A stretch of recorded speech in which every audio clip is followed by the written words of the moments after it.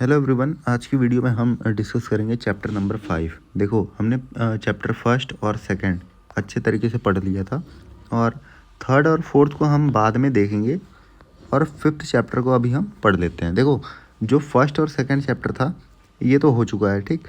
इन तीनों का वेटेज जो है वो सेम है, तीनों से 9 नंबर के क्वेश्चन आते हैं।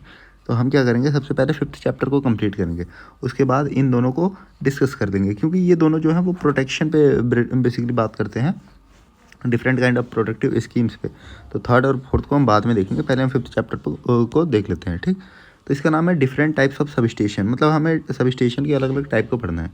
तो पहले देख लेते हैं सबस्टेशन क्या होता है। तो देखो, substation is combination of equipment by which the characteristic of electrical energy can be changed from one form to another. मतलब देखो, सबस्टेशन जो है वो इक्विपमेंट्स का कम्बिनेशन होता है जिसके द्वारा हम क्या करते हैं, इलेक्ट्रिकल एनर्जी की कैरेक्टरिस्टिक को चेंज करते हैं। जैसे देखो, अगर हमें वोल्टेज को या फिर करंट को बढ़ाना हो या फिर घटाना हो तो हम किसकी सहायता से कर सकते हैं, वो सबस्टेशन के थ्रू हम कर सकते हैं, ठीक। अब देखो, मेन पर्पज क्या होता है सबस्टेशन का, वो यहाँ पे मेंशन किया हुआ है। Main purpose of substation is that to convert high voltage into low voltage और लो वोल्टेज इनटू हाई, यानी कि वोल्टेज को ज़्यादा या फिर कम हम इसकी सहायता से कर सकते हैं, ठीक। तो ये काम होता है सबस्टेशन का, ठीक है। अब देखो, सेटिंग ऑफ सबस्टेशन, मतलब हम सबस्टेशन को कहाँ पे लगा सकते हैं। तो देखो, जो सबसे पहली बात है वो ये है कि देखो, the substation should be placed where there is equal load all around. मतलब सबस्टेशन को मिडल में लगाओ। मिडल का मतलब क्या है, क्या सेंस है। जैसे ये आपका सबस्टेशन हो गया, ठीक। इसको ऐसी जगह पे लगाओ कि यहाँ से जो लोड है उसकी जो डिस्टेंस है वो इक्वल हो, मतलब चारों तरफ जो लोड है वो इक्वल डिस्टेंस पे हो। ऐसा ना हो कि सब स्टेशन को तुम किसी विलेज के पास में लगा दे रहे हो, बाकी जगह के लिए तुम्हें बहुत ज़्यादा ट्रांसमिशन लाइन की ज़रूरत पड़ रही है। तो ऐसा मत करो। जो सब स्टेशन है उसको, जैसे एक एग्जांपल ले लो कि 4 गांव हैं, ठीक। 4 गांव है, एक गांव यहाँ है, एक यहाँ है, एक यहाँ है और एक यहाँ है। अब तुम्हें लगाना है सब स्टेशन। तुमने क्या किया, तुमने सब स्टेशन लगा दिया यहाँ पे। तो ये बताओ, ये समझदारी वाली बात है? नहीं है। क्यों? क्योंकि यहाँ से देखो कितना ज़्यादा वायर तुम्हें रिक्वायर्ड होगा, है ना। तो अगर एक समझदार व्यक्ति रहेगा तो वो मिडल में लगाएगा, यहाँ पे लगाएगा कि देखो चारों तरफ क्या है, इक्वल डिस्टेंस पे हो गया, तो काम अपना सस्ते में हो जाएगा, ठीक है। फिर देखिए, अगली पॉइंट है, it should be easy to operate and simple to maintain. मतलब इसे मेंटेन करना और ऑपरेट करना क्या होना चाहिए, आसान होना चाहिए, ठीक है। फिर जो सबसे इम्पॉर्टेंट है वो ये है कि इसका जो इनिशियल कॉस्ट है, मतलब जो पैसा वैसा लगता है इसको सेटअप करने में, वो सब क्या हो, कम से कम हो, कम से कम पैसे में काम हो जाए। आज के टाइम पे यही तो सभी चाहते हैं कि कम पैसे में अपना काम हो जाए। अब देखो, सब स्टेशन को क्लासीफाई कैसे किया जा सकता है। तो देखो, अलग अलग बेसिस पे हम इसे क्या करते हैं, क्लासीफाई करते हैं। जैसे इसका काम क्या होता है, इसका लोकेशन क्या होता है, इन सब बेसिस पे हम सब स्टेशन को क्लासीफाई कर सकते हैं। तो सबसे पहला कि सब स्टेशन को बेस्ड ऑन एप्लीकेशन, यानी एप्लीकेशन के आधार पे कितने टाइप्स में हम क्लासीफाई कर सकते हैं। पहला स्टेप अप, मतलब वोल्टेज को बढ़ाने वाला। फिर है स्टेप डाउन, यानी वोल्टेज को कम करने वाला। फिर है डिस्ट्रीब्यूशन सब स्टेशन, मतलब ऐसा सब स्टेशन जहाँ से हम घरों में क्या करते हैं, डिस्ट्रीब्यूशन लेते हैं, मतलब सप्लाई को वितरित करते हैं, ठीक। चलिए आगे चलते हैं। हाँ, अब लोकेशन के आधार पे देखिए, सब स्टेशन पहला है इंडोर सब स्टेशन। इंडोर का मतलब ऐसा सब स्टेशन जो घर के अंदर बना हो, यानी छत के नीचे। A substation which is build under the roof या फिर क्लोज कंपार्टमेंट में, यानी चार दीवारी के अंदर जो सब स्टेशन बना होगा उसको हम क्या कहेंगे, इंडोर सब स्टेशन, ठीक। और ये सब स्टेशन जनरली 11 केवी या 33 केवी के लिए बनाए जाते हैं। क्यों? क्योंकि देखो, अगर ये घर के अंदर है, कोई अगर मान लो ये घर है, घर के अंदर हमने ट्रांसफार्मर रख दिया, अगर ज़्यादा केवी के लिए यूज़ करेंगे, मान लो 66 केवी के लिए यूज़ कर रहे हो, तो यहाँ पे हीट बहुत ज़्यादा प्रोड्यूस होती है, तो वो इससे यहाँ आग लगने का खतरा होता है। इसलिए अधिकतर 33 केवी तक के लिए हम इसे यूज कर सकते हैं। अब देखो, इसमें जो पहला आता है वो है अंडरग्राउंड सब स्टेशन। अंडरग्राउंड का मतलब ज़मीन के नीचे, ठीक। तो हम क्या करेंगे, ऐसी एरिया जो बहुत ही कंजस्टेड है, कंजस्टेड का मतलब जहाँ पे स्पेस नहीं है उतना ज़्यादा, बहुत कम स्पेस है, वहाँ पे हम इसे यूज करते हैं, ठीक। ये इसका जो डिज़ाइन है वो काफ़ी ज़्यादा कॉम्प्लेक्स होता है और इसका जो वोल्टेज है वो वही मैंने आपको बताया ना कि 33 केवी या फिर यहाँ पे 2400 वोल्ट के लिए इसे यूज कर रहा है, ठीक। अब देखो कैसे इसका कंस्ट्रक्शन बनाया है। सबसे पहले ये ग्राउंड लेवल अपना हो गया, मतलब यहाँ पे क्या है, ज़मीन है। अब ज़मीन के नीचे उसने क्या खोदा, गड्ढा खोदा। अब गड्ढे में उसने बनाया ये एक अपार्टमेंट, ठीक, एक अपार्टमेंट टाइप का बनाया और इसमें रख दिया अपना ट्रांसफार्मर और इधर स्विच गियर और यहाँ से आने जाने का रास्ता जिसको हम कह रहे हैं एंट्रेंस, और ये रख दी सीढ़ी। यानी ये ग्राउंड लेवल से नीचे इसको रखा है, ठीक। तो ये कौन सा हो गया, अंडरग्राउंड, अंडरग्राउंड सब स्टेशन, क्योंकि ग्राउंड से क्या किया है, इसको नीचे साइड रखा है, ठीक। अब देखिए दूसरा जो सब स्टेशन होता है वो है आउटडोर सब स्टेशन। आउटडोर का मतलब बाहर, जो ओपन एयर में, यानी खुले वातावरण में जो भी सब स्टेशन लगाया जाता है उसे हम कहते हैं ओपन या फिर आउटडोर सब स्टेशन। अब क्योंकि ये खुला हुआ है, बाहर है, तो यहाँ पे एयर का जो फ्लो है वो ईजिली हो सकता है, इसलिए हम इसे ज़्यादा केवी के लिए यूज़ कर सकते हैं। चाहे 66 केवी हो गया, 132 हो गया, अप टू 400 केवी। मतलब देखो साइज इसका देख रहे हो कि बड़ा जो सब स्टेशन आप देखते होगे वो आउटडोर ही होता है। क्यों? क्योंकि वहाँ पे हीट आराम से मतलब डिसिपिएट हो सकती है, ख़त्म हो सकती है। इसके देखो मेजर इक्विपमेंट कौन कौन से होते हैं। सबसे पहला तो ट्रांसफार्मर है जो वोल्टेज को कम या ज़्यादा करेगा, फिर सर्किट ब्रेकर है, फॉल्ट आने पे बताएगा आपको, बस बार है ना। अभी आगे हम पढ़ेंगे कौन कौन से इसके मेन पार्ट्स होते हैं, वो सारी चीज़ें अभी मैं आपको बताऊंगा। और इन सबको कहाँ, ओपन एयर में इंस्टॉल किया जाता है। देखो इस टाइप के सब स्टेशन को हम कहाँ पे इंस्टॉल करेंगे, आप खुद ही सोचो। जहाँ पे ज़्यादा लैंड अवेलेबल होगा, मतलब जहाँ पे ज़्यादा जगह होगी वहीं तो हम इस सब स्टेशन को लगाएंगे, ठीक है। अब देखो इसमें सबसे पहला टाइप आता है आपका पोल माउंटेड सब स्टेशन। पोल माउंटेड मतलब खंभे पे जो सब स्टेशन लगाया जाता है उसे हम बोलते हैं पोल माउंटेड सब स्टेशन। देखिए ये जो सब स्टेशन होते हैं वो distribution type of sub station होते हैं।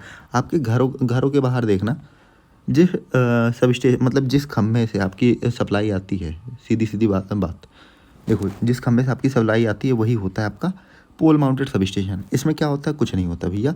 देखो दो पोल होते हैं, एक ये पोल हो गया, एक ये पोल हो गया। इस पे हम रख देते हैं क्या, ट्रांसफार्मर अपना। ये हमने ट्रांसफार्मर रख दिया और क्या करते हैं, देखो ऊपर लाइटिंग अरेस्टर लगा देते हैं ताकि बिजली जो गिरे उसको ये संभाल ले, ठीक। फिर लगाते हैं इंसुलेटर ताकि खंभे में करंट ना फ्लो कर जाए। फिर उसके बाद फ्यूज लगा दिया, फ्यूज के बाद आइसोलेटर लगा दिया और इधर आइसोलेटर को चलाने के लिए उसका हैंडल लगा दिया, बस बन गया आपका। इसका देखो सिंगल लाइन डायग्राम भी देख लो। 11 केवी लाइन आपकी आती है, सबको पता होगा। फिर हमने लगाया फ्यूज, उसके बाद लगा दिया आइसोलेटर, फिर लगा दिया ट्रांसफार्मर, फिर यहाँ पे लगा दिया अपना सर्किट ब्रेकर और यहाँ पे हमने स्टेप डाउन ट्रांसफार्मर लगाया था, तो यहाँ पे हमने क्या ले लिया, कम वोल्टेज ले लिया। देखो 11 केवी से 400 वोल्ट हमें मिल गया। अब देखिए दूसरा जो टाइप आता है वो होता है foundation mounted sub station. Foundation का मतलब होता है चबूतरा। चबूतरा कैसा, जैसे देखो यहाँ मैं आपको समझा रहा हूँ। ये आपका एक हो गया खंभा, ठीक है, ये आपका हो गया खंभा और यहाँ मैंने एक बना दिया चबूतरा। इस चबूतरे, ये सीमेंट का बेसिकली बना हुआ होता है, सीमेंट और कंक्रीट का। इसके ऊपर मैंने रख दिया ट्रांसफार्मर। अब देखो यहाँ से मान लो तुम्हारी सप्लाई आई RYB। अब इस सप्लाई को मैं लेके गया इस ट्रांसफार्मर में दे दिया, स्टेप डाउन ट्रांसफार्मर है, तो इधर से मैंने फिर इसका आउटपुट ले लिया। मतलब मान लो मैंने यहाँ पे 33 केवी दिया और इधर से मैं ले रहा हूँ 400 वोल्ट, ठीक, सॉरी 400 वोल्ट। तो इस टाइप का आपका होता है फाउंडेशन माउंटेड सब स्टेशन। इसमें कुछ नहीं होता है, ये एक पोल होता है, ठीक, और इधर एक फाउंडेशन हम बना देते हैं। बस उसी फाउंडेशन पे हम जितने भी इक्विपमेंट होते हैं जैसे ट्रांसफार्मर वगैरह हो गया उसको हम इंस्टॉल कर देते हैं, ठीक। आइए इसके बारे में भी डिस्कस कर लेते हैं हम। Foundation mounted substation are mainly distribution substation. मतलब ऐसे सब स्टेशन जहाँ से हम सप्लाई को डिस्ट्रीब्यूट करते हैं वो होते हैं ये फाउंडेशन माउंटेड सब स्टेशन। देखो पोल माउंटेड तो था हमारे पास, पर हमें इसकी ज़रूरत क्यों पड़ी, क्योंकि पोल माउंटेड की जो रेटिंग है वो 11 केवी तक की ही है, ठीक। उससे ज़्यादा के लिए हम उसे यूज नहीं कर सकते। बट जो फाउंडेशन माउंटेड सब स्टेशन है इसमें हम 11 केवी से ज़्यादा, मतलब 33 केवी हो गया, 66 केवी हो गया, ऐसे इन जगह पे हम इसे यूज कर सकते हैं। और इसे देखो, इसे हम और किस नाम से जानते हैं, base mounted sub station. Base मतलब वही आधार, क्योंकि एक आधार पे ही तो बना है, ठीक। अब देखिए इसका फ़ायदा क्या है, इसका फ़ायदा हम देख लेते हैं। एडवांटेज पहला देखो क्या है, in these substation one और more distribution line can be control. मतलब एक सब स्टेशन से हम एक या एक से ज़्यादा डिस्ट्रीब्यूशन लाइन को कंट्रोल कर सकते हैं। फिर देखो इसकी स्टेबिलिटी बहुत ज़्यादा होती है, पर इसके कुछ नुकसान भी होते हैं। जैसे कॉस्ट इसका ज़्यादा हो गया, क्यों, क्योंकि फाउंडेशन बनाओगे तुम्हारा सीमेंट कंक्रीट लगेगा तो इसकी कॉस्ट क्या होगी, ज़्यादा होगी। लेस रिलायबिलिटी इनकी कम होती है, फ्लेक्सिबिलिटी भी बहुत ज़्यादा कम होती है, ठीक। अब देखिए जो टॉपिक इसका सबसे इंपॉर्टेंट है, इक्विपमेंट ऑफ सब स्टेशन, मतलब कौन कौन से इक्विपमेंट सब स्टेशन में यूज होते हैं। तो जो सबसे पहला है वो है करंट ट्रांसफार्मर। अब देखो करंट ट्रांसफार्मर, नाम में क्या है ट्रांसफार्मर, मतलब क्या इसमें या तो करंट को स्टेप अप करेंगे या फिर स्टेप डाउन करेंगे, यही ना, क्योंकि ये करंट ट्रांसफार्मर है। तो देखिए इसमें करंट को हम करते हैं स्टेप डाउन। स्टेप डाउन हमने क्यों किया, क्यों ना हम स्टेप अप कर देते, इसलिए हमने किया। जैसे आपके घरों में जब करंट को मेजर करना होता होगा, तो ये मान लो आपकी लाइन जा रही है, तो लाइन के बीच में हम क्या लगाते हैं, एमीटर, और करंट को मेजर कर देते हैं। पर घरों की बात है तो 5 एम्पियर से लेकर 10 एम्पियर तक के एमीटर से काम हो जाता है। लेकिन अब बड़ी बड़ी ट्रांसमिशन लाइन है, ठीक, वहाँ पे आपकी हज़ार हज़ार एम्पियर की करंट आ रही है, 2-2 हज़ार एम्पियर की करंट आ रही है, ठीक। तो वहाँ पे मेजर करना मुश्किल है, कर ही नहीं सकते आप। तो हम क्या करते हैं, एक ट्रांसफार्मर लगाते हैं जो करता क्या है, करंट की वैल्यू को कम कर देता है। कम कर दिया, जैसे 1000 एम्पियर की करंट आ रही थी, उसकी वैल्यू को कम करके बता दिया 10 एम्पियर, ठीक, 10 एम्पियर। अब हम क्या करेंगे, 10 एम्पियर का एमीटर लगा के उसको मेजर कर देंगे, बस सीधी सी बात। तो यही होता है आपका करंट ट्रांसफार्मर। अब देखिए ये हाई वोल्टेज करंट को लोअर वैल्यू में कन्वर्ट करता है, ठीक। और ये जो सबसे ज़रूरी बात है वो ये है कि इसको हम हमेशा किस में लगाते हैं, सीरीज में लगाते हैं, क्योंकि एमीटर किस में लगाया जाता है, सीरीज में। देखिए ये आपकी मान लो लाइन जा रही है, ऊपर से ये न्यूट्रल जा रहा है, एक सेकेंड आप कन्फ्यूज ना हो जाओ। देखिए ये ऊपर से आपका न्यूट्रल जा रहा है ऐसे, और ये आपका फेज जा रहा है, ठीक। तो फेज के सीरीज में हम कनेक्ट करते हैं इसकी प्राइमरी वाइंडिंग को, ठीक। देन हम क्या करते हैं, जो इसकी सेकेंडरी वाइंडिंग है उसके साथ में हम कनेक्ट करते हैं एमीटर को, और यही एमीटर हमें क्या बता देता है कि कितनी करंट आ रही है, ठीक। अब देखिए अगला जो है वो है पोटेंशियल ट्रांसफार्मर। इसको हम पीटी भी बोलते हैं, ऊपर वाले को हम सीटी बोलते हैं, इसको हम क्या बोलते हैं, पीटी। देखो पोटेंशियल मतलब हमें वोल्टेज को नापना है। तो वोल्टेज को नापने के लिए हम क्या करेंगे, वोल्टेज को स्टेप डाउन कर देंगे, ठीक। ये हाई वोल्टेज को लो वोल्टेज में कन्वर्ट कर देता है। देखो इसकी जो प्राइमरी साइड होती है वो पैरेलल में कनेक्ट करते हैं, जैसे ये आपका फेज है, ये आपका न्यूट्रल है, तो इन दोनों से हम लेके सप्लाई कनेक्ट कर देंगे ये आपकी प्राइमरी वाइंडिंग को, ठीक है। देन हम क्या करते हैं, जो इसकी सेकेंडरी वाइंडिंग होती है उससे कनेक्ट कर देते हैं एक वोल्ट मीटर को। ये देखो एक वोल्ट मीटर को हमने कनेक्ट कर दिया इसकी सेकेंडरी वाइंडिंग से। तो ये होता है आपका पोटेंशियल ट्रांसफार्मर। इसका काम क्या होता है, हाई वोल्टेज को मेजर करना। जैसे कि 33 के भी आ गया, 132 के भी आ गया, तो उसको मेजर हम ऐसे छोटे मोटे वोल्ट मीटर से थोड़ी कर सकते हैं। इसमें हम क्या करते हैं ना, 100 वोल्ट का एक वोल्ट मीटर यूज़ कर लेते हैं, जिससे हम स्टेप डाउन करके हाई वोल्टेज को मेजर कर लेते हैं आसानी से। नेक्स्ट है आपका कंडक्टर। कंडक्टर मतलब चालक, इसके बारे में तो सबको पता होगा। देखो ये कॉपर के या फिर एल्यूमिनियम के बने हुए होते हैं। इनका काम क्या होता है, करंट को फ्लो कराना, ठीक, एक प्लेस से दूसरे प्लेस तक, बस। नेक्स्ट है आपका इंसुलेटर। इंसुलेटर मतलब ऐसी डिवाइस, ऐसा मटेरियल जो करंट को फ्लो नहीं होने देता है, यानी इलेक्ट्रॉन के फ्लो का अपोजिशन जो करता है उसे हम बोलते हैं इंसुलेटर। इसके पास एक प्रॉपर्टी होती है कि करंट को रजिस्ट करता है, उसको फ्लो नहीं होने देता है। तो ये किस किस चीज़ों से हमें बचाता है, सबसे पहला शॉर्ट सर्किट से ये हमें बचा देगा, ठीक। अलग अलग टाइप के जो क्या कहते हैं इंसुलेटर होते हैं, वो आपने पिछले सेमेस्टर में पढ़ा होगा टीडीईपी में। उसमें कौन कौन से थे, shackle insulator, guy insulator, stay insulator, strain, suspension, disc type हैं, ये सब आपने पढ़ा होगा। अब देखो अगला जो इक्विपमेंट है वो है बस बार। बस बार क्या होता है, देखो बस बार ना एक ऐसा कंडक्टर होता है, जैसे कॉमन कंडक्टर, ये एक मोटा सा कंडक्टर होगा। अब इस पर क्या होगा, इधर से आने वाला एक तार होगा और इधर जाने वाले कई सारे तार होंगे, ठीक। मतलब एक तार से अगर हमें कई सारे तार को जोड़ना है तो बीच में हम क्या यूज करेंगे, एक अपना बस बार। बस बार क्या करता है काम, कि बस बार हमें एक ऐसा बेस प्रोवाइड करता है कि जहाँ पे हम कई सारे तार को कनेक्ट कर सकते हैं, ठीक है। तो ये काम होता है बस बार का। बस बार बेसिकली क्या होता है, एक सिलेंड्रिकल कंडक्टर होता है, ठीक। एक सिलेंड्रिकल कंडक्टर होता है जिसमें हम कई सारे तारों को जोड़ के इलेक्ट्रिकल जंक्शन बना सकते हैं। अब देखिए अगली डिवाइस है आपकी रिले। तो रिले अभी मैंने आपको पिछले चैप्टर में पढ़ाया था, चैप्टर नंबर 2 में, कि रिले क्या होती है, एक सेंसिंग डिवाइस होती है जो कि ये बताती है कि हाँ फॉल्ट हो रहा है, और वो सर्किट ब्रेकर को ऑपरेट करा देती है, ठीक, और फॉल्ट को होने से बचा देती है। तो ये काम होता है रिले का। मतलब रिले एक तरीके की सेंसिंग डिवाइस है, मतलब ये फॉल्ट को पता कर लेती है पहले कि हाँ इस जगह पे फॉल्ट हो रही है, तो आप क्या करो, ऑपरेट कर जाओ। ऑपरेट कौन करता है, सर्किट ब्रेकर।